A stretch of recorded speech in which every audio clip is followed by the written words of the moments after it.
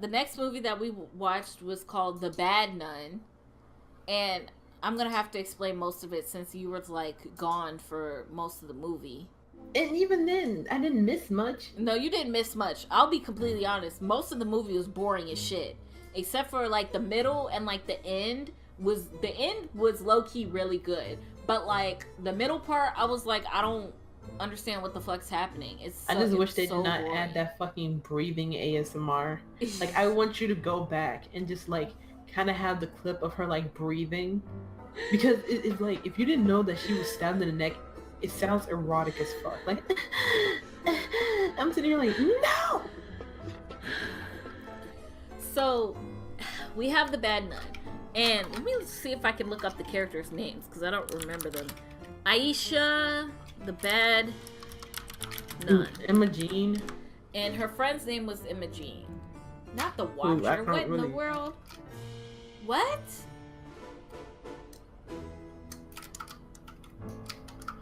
Be I don't. careful, you might not actually find it because it was such like. No, I found it, but for some reason on IMDb it's listed as the Watcher instead of the Bad Nun, and I have no idea why. Maybe they re-released it. But basically, the Bad Nun is about this. What's her name? Aisha. Our main Yeah, character's Aisha. name is Aisha, and she Anastasia. is she is a party girl. She likes partying a lot, and like she kind of blows off her work question mark. I think she was studying. I think she might be a college student or Yeah, like. it's kind of implied by her mom because she's like, "Ugh, you went out partying and you didn't do your work," and I'm like, that's a weird way to put it. Usually most people say school. So her mom thinks, oh, for the weekend it'll be a good idea for you to like relax, be away from home, and like refocus. So she sends her away to this B&B, aka bed and breakfast. I Or bread and breakfast. It's hard for me to understand it because normally I would think bread and breakfast some sort of hotel, but it seems like it's kind of like an Airbnb. Like this guy is renting out his house, but he's also still there for it. So maybe I'm just dumb and don't know how a B&B works, but it's kind of like that. So she's with this guy, and you know he's just talking. He seems kind of weird. Pedophilic. I wouldn't say pedophilic, but it's like he's kind of like attached to her, but nothing happens. So I'm like, maybe he's okay. Um, I think he was her dad. yeah. See, I wasn't trying to spoil it, Man, fuck them. but basically, Aisha is under the impression that her dad is dead, which I thought was strange because it was later revealed that the guy that owns the house is her dad. So I don't understand what the point of that was. It just didn't seem to go well together when she's like praying because she's like, oh dad, I hope you're proud of me or something like that, but then she's like talks to him and she's like, dad, I know what happened to you. And I'm like, okay, that's I guess. She's sent away for the weekend to this like house in the woods, and it's already established that their Wi-Fi signal isn't that great, and uh cellular signal isn't that great either. So she gets there, she like gets nice and cozy, unpacks, whatever, and her friend is like calls so she can stop by. I forgot what the guy said he had to do. He said he had to go and do something, so he was like, oh, could you like look over my sick daughter? I think so. And he was like, she's sick and she's no trouble at all. She should just like stay in her room for majority of the time. Just like make sure you like check in on her. And she's like, yeah, okay, that's fine. And you know, he leaves out. He said what he had to go do, but I forgot what it was, honestly. So while he's gone, there was a nun that kept coming to the door. And they only showed one nun, so I'm thinking, okay, this is the same nun. The first time she showed up, she was like, I'm here for the covenant. Which the owner of the house already mentioned, hey, this place, my aunt, not his aunt, his mother used to be devoutly religious. And it used to be a covenant. And he's sitting here like, I'm not really that religious anymore, so he just like took the house and like decided to live there, and sometimes he rents out like some of the rooms like he is now. So one of the he was like, the only strange thing is that we have people that show up here that still think that it's a covenant. And I'm sitting here like, okay, or a nunnery, I think they also call it. But basically people still thinking that it's a nunnery. And this nun shows up at the door and is like, oh, I'm a nun and I'm here for the covenant.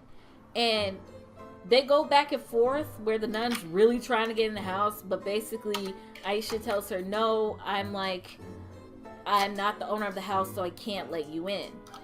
And she's like, okay, and like leaves eventually.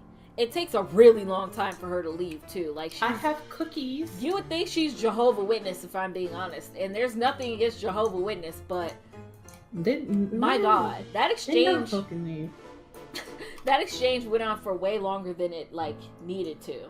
So the nun finally leaves and she calls the owner of the house and is like, hey, yo, there was a nun here. He's like, oh yeah, if she comes back again, just like tell her I don't want her there, and like threaten to call the police if she doesn't leave. And she's like, okay. Some shit happens where I really wasn't paying attention to because I zoned out, and when I came back to, the nun came back again. And the second time the nun was there, she had cookies? Something about cookies? I don't know what the cookies was about. I mean, I was shocked that she had cookies, because I thought she was just trying to get in the house to like make her open up the door. Yeah, it was weird, but she was sitting here like, oh, I have cookies, and like, I guess she was trying to be like Jehovah's Witness, where it's like, do you want to talk about our Lord and Savior Jesus Christ? We have cookies. And she's like, no, I'm not the owner of the house, I can't let you in. And to be honest, the way they edited it made it seem as though the nun was lying, but she really had cookies. So I'm thinking, maybe this is a real, actual nun. Like, maybe the nuns that are coming here aren't really that, you know, evil. But it's hard, it was hard to tell. So I'm thinking like, okay, they did a good job on that part. The next time, and I'm not sure if I'm going in order with the nun visits, but I think I am. The next time, it was like, she was like, oh, I was traveling and my car broke down. Can I just like come in? And she's sitting here like, I don't have a car. And even if I did, I don't have a license to like drive you anywhere, so I can't help you.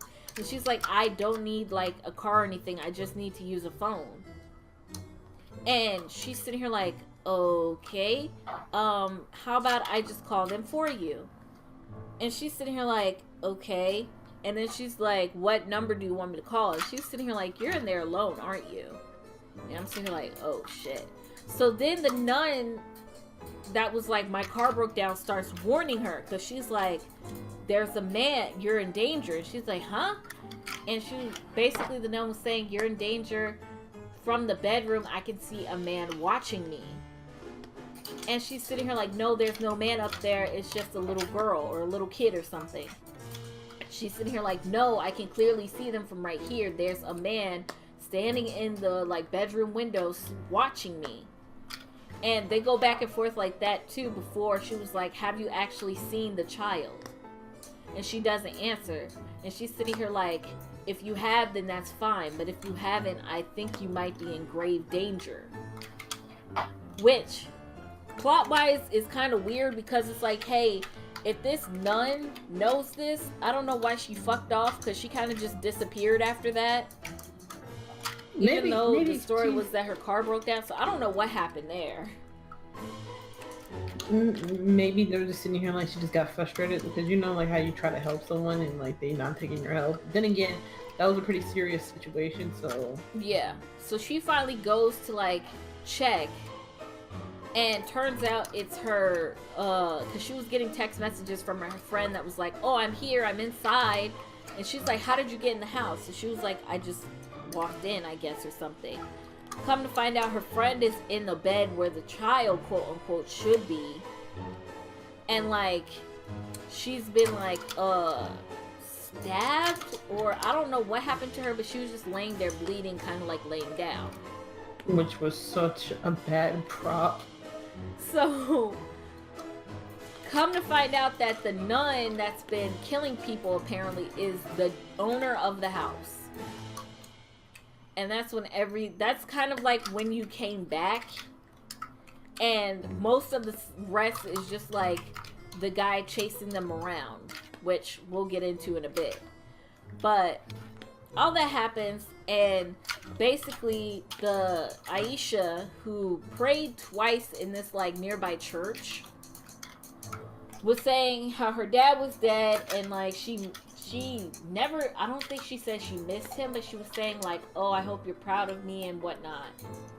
And I guess showing that she missed him.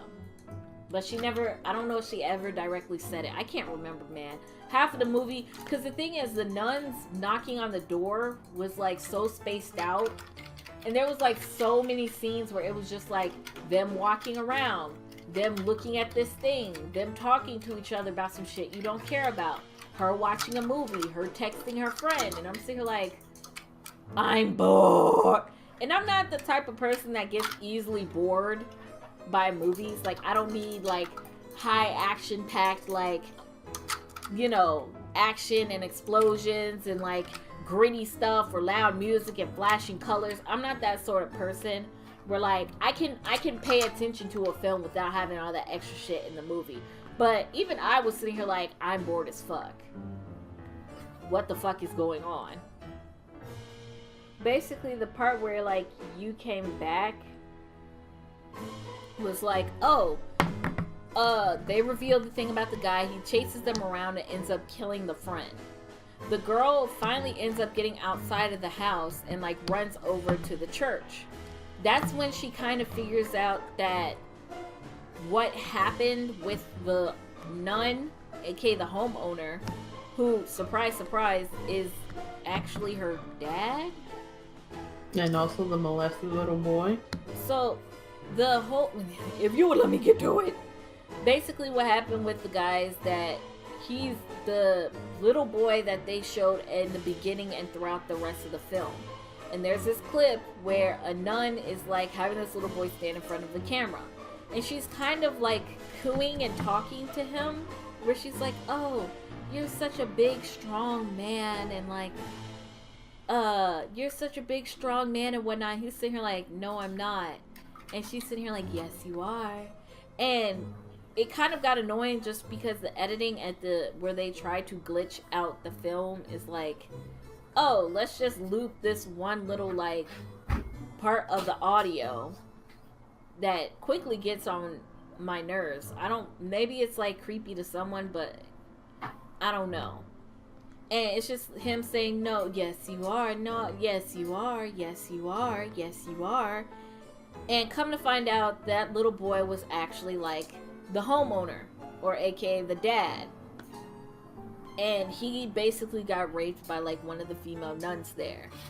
He got older and basically was traumatized by the event and like killed the nun that did it. He broke into her house and killed her, who was seemed to be the original homeowner of the like house that they're in.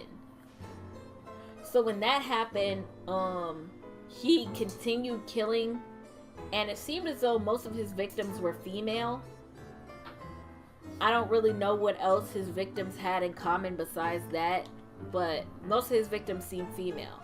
And his whole thing is that he would dress up as this nun and like kill them. He also had this voice changer thing going on. Oh yeah, he had his voice changer to make it sound like the movie. Well, it was one that made him sound like the guy in the beginning, and then another one that made him sound like the nun that assaulted him. And towards the end, when they're in the like church, the daughter's sitting here like, it's okay, Dad, I know what happened to you, I know that you were raped by the nun, it's alright, it's alright. To which he calmed down, but then she touched his face, and he got triggered because in the clip, the nun is like stroking his face kind of with like the tips of his fingers, and he gets triggered and kind of like stabs her in the neck. I don't kind of just stabs her in the neck. I don't really know anything about medical practices, but one would believe that she would kind of die pretty quickly after that. But she ends up like getting out of the church and like locking her dad in there. runs back to the house and calls 999, which still doesn't make sense either because she tried to do it earlier, but the signal was lost, but all of a sudden, by the door, the signal is good. I don't know. There's a lot of plot holes, man. But she calls 999, and they're like, oh, we're tracking your location. We're on our way. And she's like, oh, I'm going to be okay. And that's when the whole ASMR thing that Red was talking about earlier comes in, because she's, like, breathing really hard, like... and, like... You sound like you just got done, like, running, like, laps. I, like, messed up my own voice because I breathed in really hard, cold air, and then I went hoarse for a second. But, and then it kind of, like, hits the credits with her saying, like, I'm okay, I'm gonna be okay. And that's the end. And, granted, I will say the plot twists are pretty good. The plot twists were good. The thing is, I think the plot twist was good. The thing is that there were a lot of plot holes. AKA, it doesn't make sense that Aisha would think, hey, my father is, like, dead. However, for some reason she catches on that, hey, this random bozo that I met is my dad. And I'm trying to figure out what happened to him. My whole thing was that he already seemed suspicious when you first seen him in the movie. I don't know. Maybe it's just because I don't like too nice of a people. You know, I understand. And nothing he came in and was like, oh, I'm gonna, like, pick you up and, like, take you there and whatnot. And she's sitting there like, no, you didn't have to. Like, I could have just got a cabbie. I'm thinking, like, yeah, you could have made her, like, get a cabbie. What are you doing? Yeah. No, he definitely gave off, like, weird vibes the whole time that she was ignoring.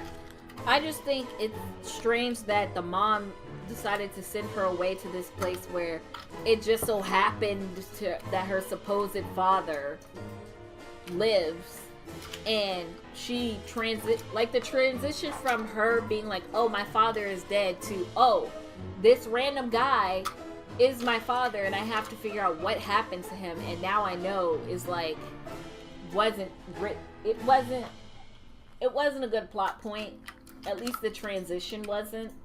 It's a good plot twist, but the transition to it just didn't make sense.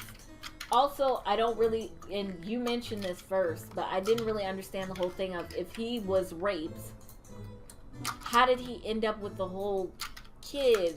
If it's obvious that he was strongly traumatized by what happened to him, but all of a sudden he has this teenage daughter, which, I mean, I'd imagine that most of our subscribers would know about the birds and the bees, but it just doesn't make sense how he's, like, very obviously traumatized by what happened to him, into, oh, he obviously had sex with another female, which hopefully was consensual, and now he has this daughter that is there, and for some reason they think he's dead, which was never explained. Maybe it was just like he disappeared and they assumed that he was dead, but it's like, it's not, it's a lot of plot holes. They might have just, like, you know, boinked one another and just, like, left. It's possible, but it's just like they left that kind of open as a plot hole. The other kind of plot hole was what was going, if it's true that at the end of the day he was a real nun, what was going on with the other, like, nuns that kept visiting the house? I don't think he was a real nun. I think he was just dressed up as one. He wasn't, but I'm saying the other nuns that was, like, knocking at the door didn't seem to be him. Because she would call him and be like, hey, this nun is, like, showing up at the door, and he's sitting here like, oh, don't worry about it. Unless that was him trying to mess with her, which I doubt it, since they was trying to say, hey, he was up in the room the whole time. And maybe he was just coming through a different door when she wasn't noticing.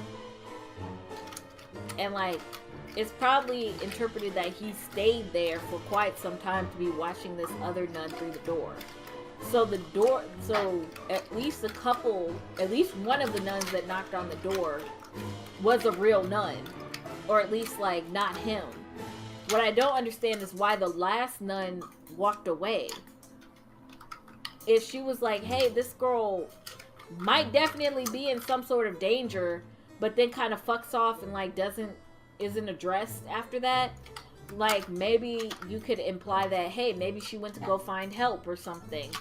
But it just seems weird that like she would kind of just leave unless she was freaked out herself, but she seemed concerned for the other girl's well-being, so it just seems strange that she would just leave.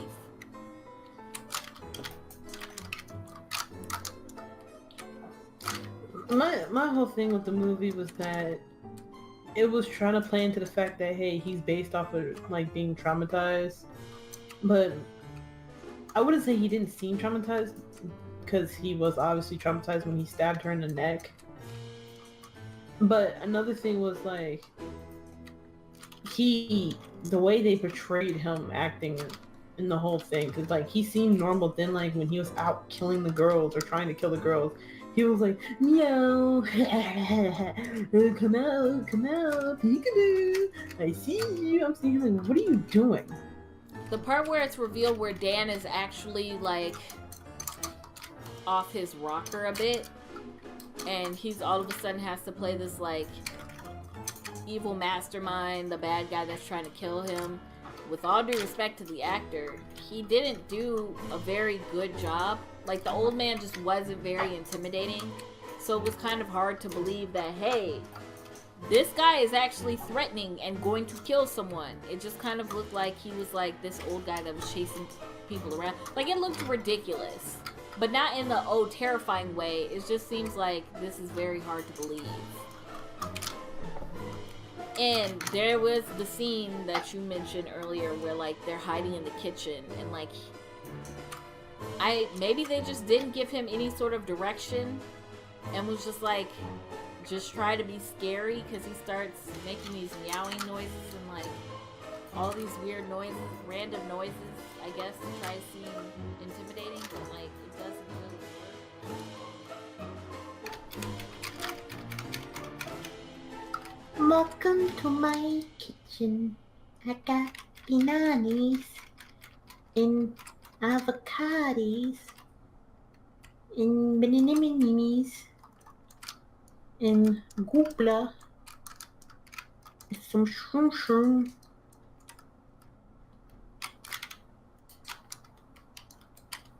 Shroom. I got bitches in my room. Gonna suck on my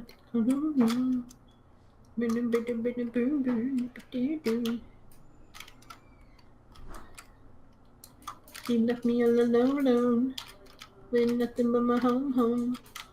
She took the fucking kids home, and I ain't gonna see them no more.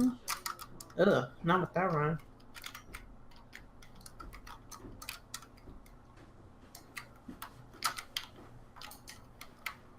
I'm a slayer, running.